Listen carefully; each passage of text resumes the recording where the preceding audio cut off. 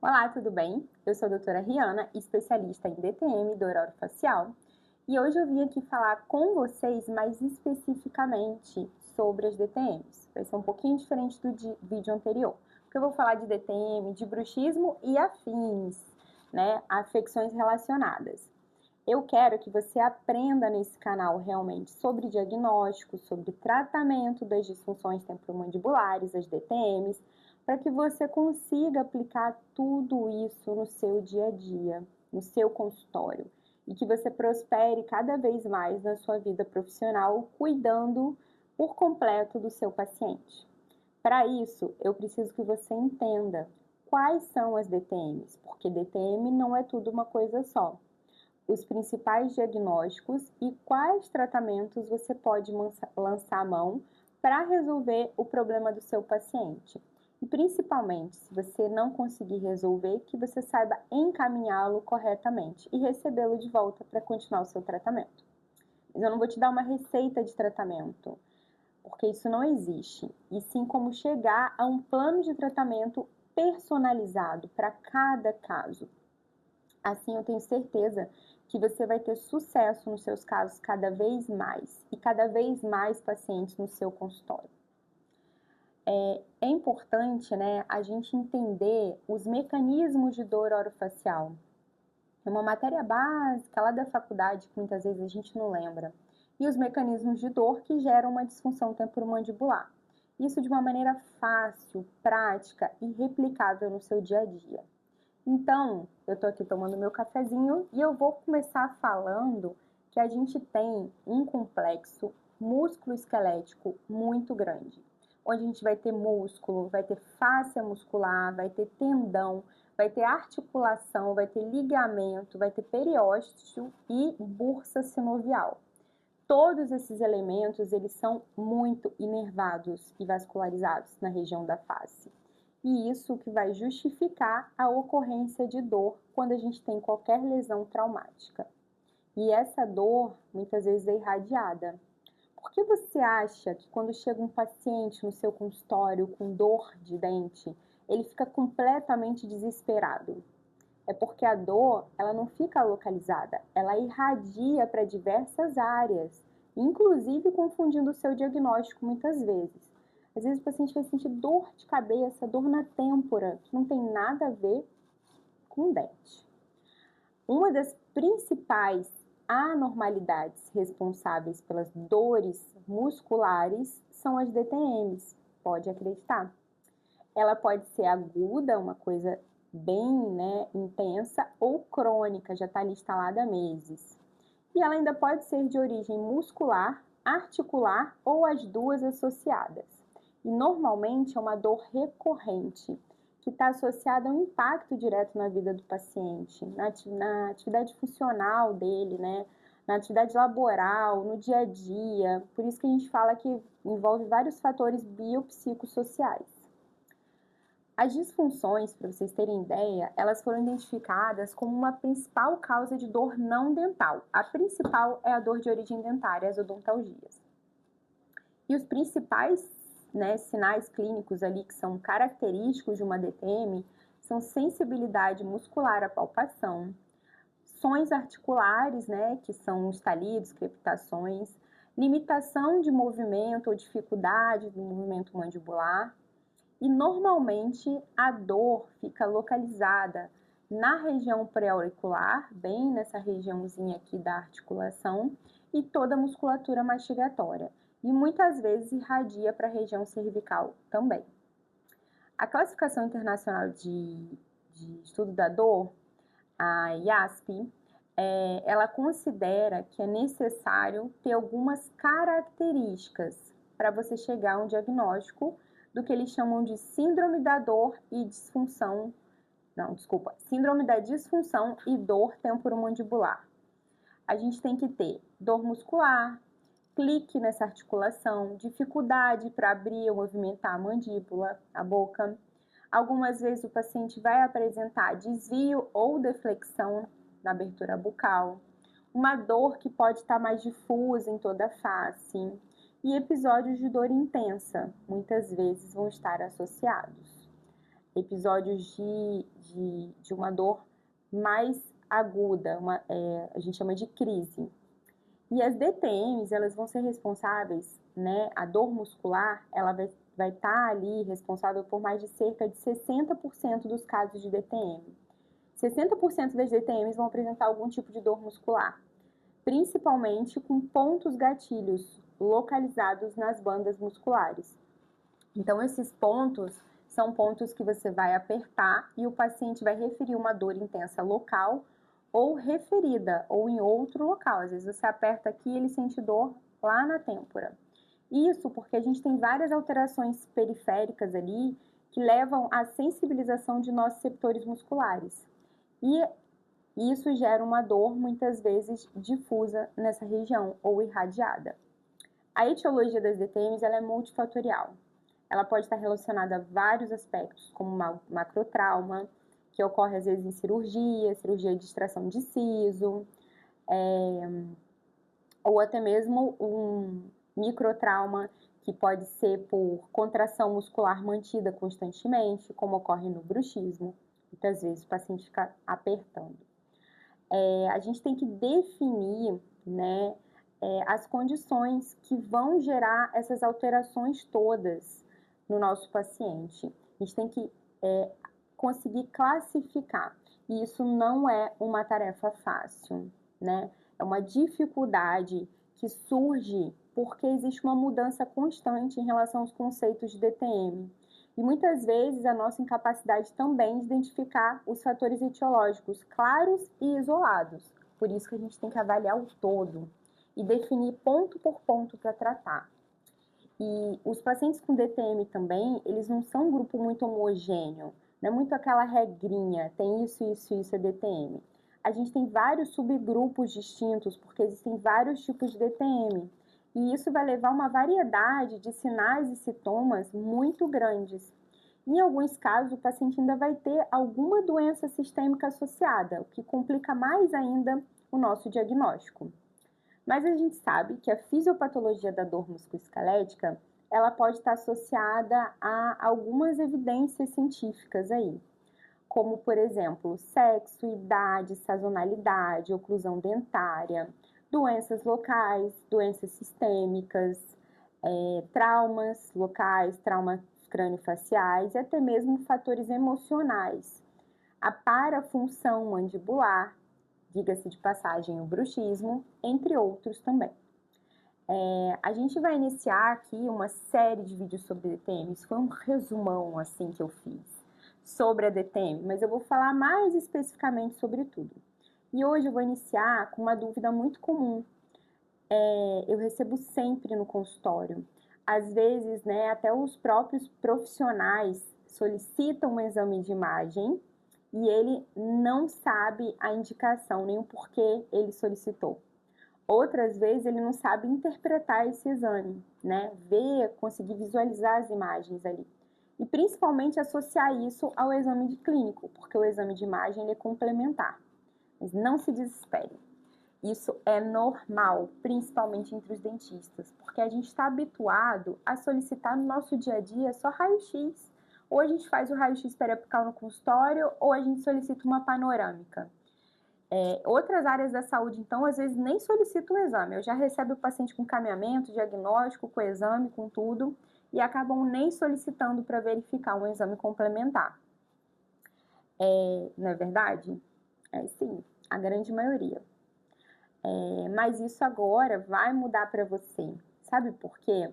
Porque quando você solicita, faz uma boa consulta e solicita o exame correto, isso agrega valor na sua consulta e no seu diagnóstico, além de muitas vezes nortear qual é o grau da doença e nortear também o seu tratamento, né? Verificar qual é o grau da doença e nortear o seu tratamento. Não existe assim o exame ideal para DTM, mas existe o que é mais indicado para aquele caso. Isso vai existir sempre. Então, os principais exames de imagem, né, que a gente solicita, normalmente no nosso consultório, é a radiografia.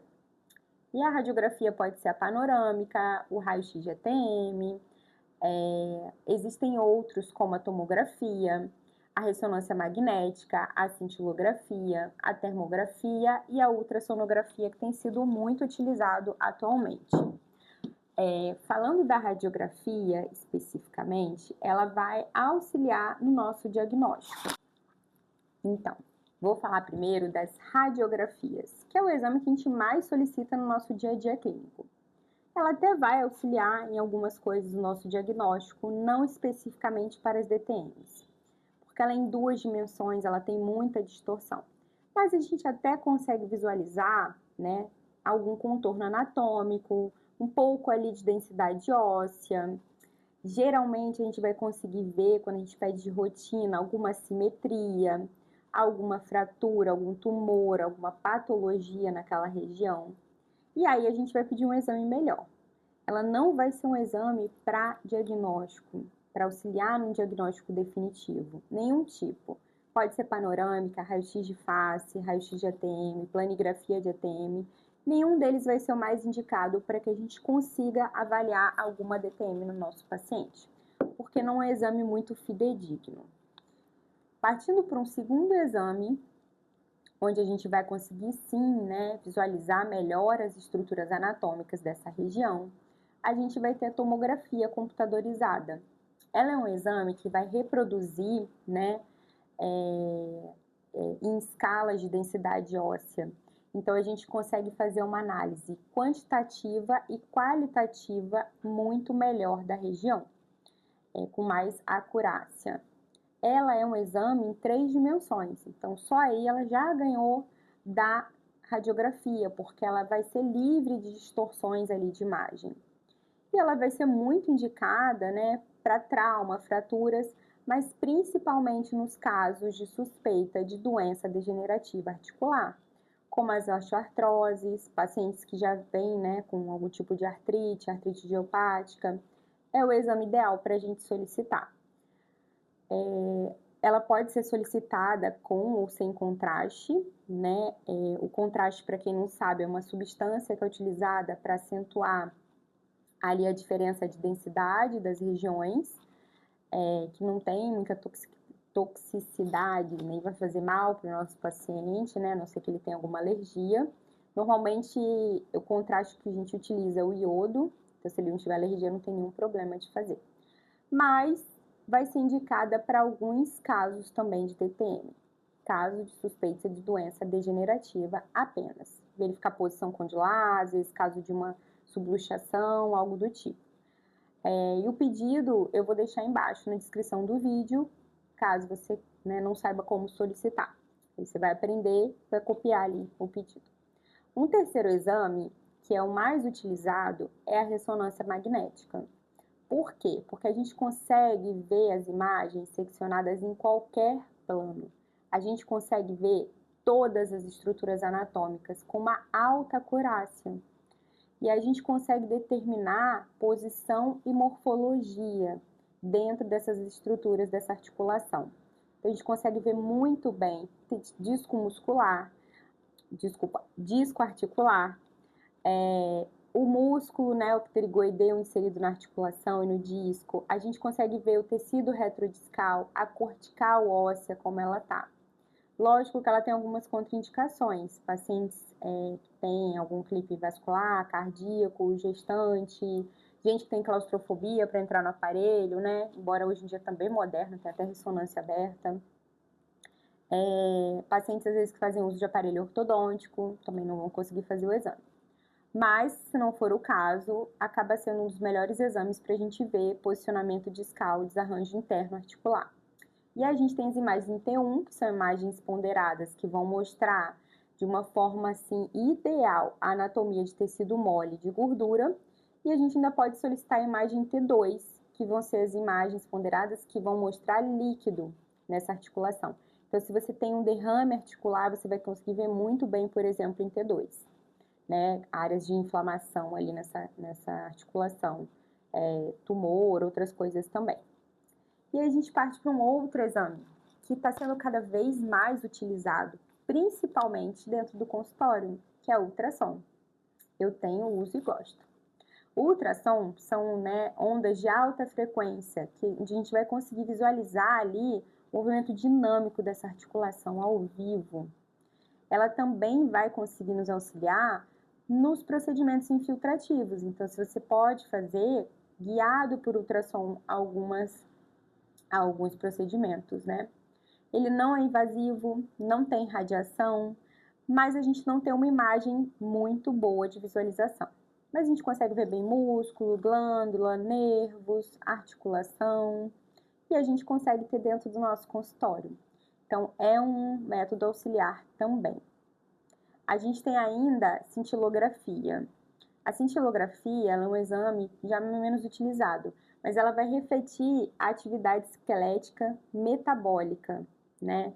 Então, vai mostrar se tem alguma coisa ativa. A gente vai administrar um medicamento, um radiofármaco, como, por exemplo, o mais utilizado aí é o Tecnésio 99, que vai refletir a osteogênese. Então, em alguns casos, onde a gente suspeite, por exemplo, de uma artrite idiopática, de uma hiperplasia condilar, a gente consegue avaliar o crescimento dinâmico ali ósseo que está acontecendo naquela região, se está ou não. Se a gente suspeita de um tumor também, é um exame bom para ser solicitado. Existe ainda um outro exame, que é menos utilizado, que é a termografia, onde ela vai capacitar ali, ela tem a capacidade de detectar por calor infravermelho. Então, é utilizado uma escala qualitativa e quantitativa, onde você consegue visualizar áreas de dor, por exemplo. Só que é um exame que ainda tem um custo super elevado, nem sempre feito por plano de saúde, e tem que ter um ambiente muito controlado de temperatura, tem toda uma configuração para que o paciente consiga fazer esse exame e ter uma validação científica. Então, no nosso meio, acaba não sendo muito utilizado. Eu não posso deixar de falar também de um outro exame. Não deixa de ser um exame de visualização direta, que é a artroscopia. Ela também é utilizada para visualização direta das estruturas, né? É um exame minimamente invasivo, só que vai requerer um ambiente hospitalar, com anestesia geral. Só que você tem, como eu falei, a vantagem de ter a visualização direta de todas as estruturas anatômicas ali da articulação. Aí você consegue ver coisas que você nem vê muitas vezes na imagem de ressonância, como as aderências, uma condromalácia em estágio inicial, que você não vai ter ainda perda de cortical no exame de ressonância ou de tomografia. Você consegue visualizar uma perfuração discal diretamente. Só que é utilizado somente no momento do procedimento. Você não vai pedir uma artroscopia só para visualizar as estruturas. Mas não deixa de ser um exame de imagem também. De qualquer forma, o que eu tinha para passar para vocês é que todos os exames de imagem têm que ter uma indicação de acordo com o exame clínico que você realiza no seu paciente. E todos os exames, eles vão servir como um meio complementar e auxiliar no diagnóstico. E também, muitas vezes, guiar o seu tratamento para que ele seja realizado da melhor forma possível. Os que a gente mais vai solicitar nos casos de DTM são a tomografia e a ressonância magnética. A tomografia nos casos que você suspeita de processo degenerativo intraarticular, como, por exemplo, as osteoartrites, osteoartroses, quando o paciente já tem estalido, crepitação, nem tanto estalido, mas mais a parte de crepitação. E a ressonância, quando você suspeita de algum desarranjo interno. Então, quando você desconfia que esse paciente tem algum problema em disco articular, principalmente, aí você vai solicitar a ressonância magnética. E não esquece, o próximo vídeo eu vou falar um pouco mais sobre as disfunções. Eu vou deixar a descrição aqui embaixo de como solicitar os exames. E acerca da visualização, gente, eu não sou profissional, então eu não tenho toda uma estrutura aqui montada. Mas eu vou gravar para vocês sim, eu vou colocar no meu post do Instagram como o que a gente consegue visualizar pintadinho, já até fiz, ficou muito legal, de exame de imagem. Então tá descrito, né, cada estrutura ali em uma imagem de ressonância e como avaliar isso, né, o que você vai conseguir ver. E a avaliação de exame de imagem é muito treino. Você tem que estar sempre vendo, sempre solicitando, para que você consiga visualizar essas estruturas cada vez melhores. Mas uma vez que você aprendeu o que é cada estrutura, vai ficando mais fácil você visualizar sempre. Então, até o próximo vídeo. No próximo vídeo, eu tenho falado sobre os assuntos que surgem no meu dia a dia clínico. Nos meus assuntos que muitas vezes eu recebo paciente encaminhado. Essa semana eu recebi um paciente encaminhado, que já veio com a ressonância, mas o dentista não soube ver. Então, eu recebo muito isso e eu vou falando com vocês sobre esses temas. Eu queria muito falar no próximo vídeo também sobre bruxismo, mas eu acho que vai ficar muito solto. Então, eu vou continuar a minha sequência sobre DTM e depois a gente entra no mérito do bruxismo, que é uma condição que a gente vê muito no nosso dia a dia também.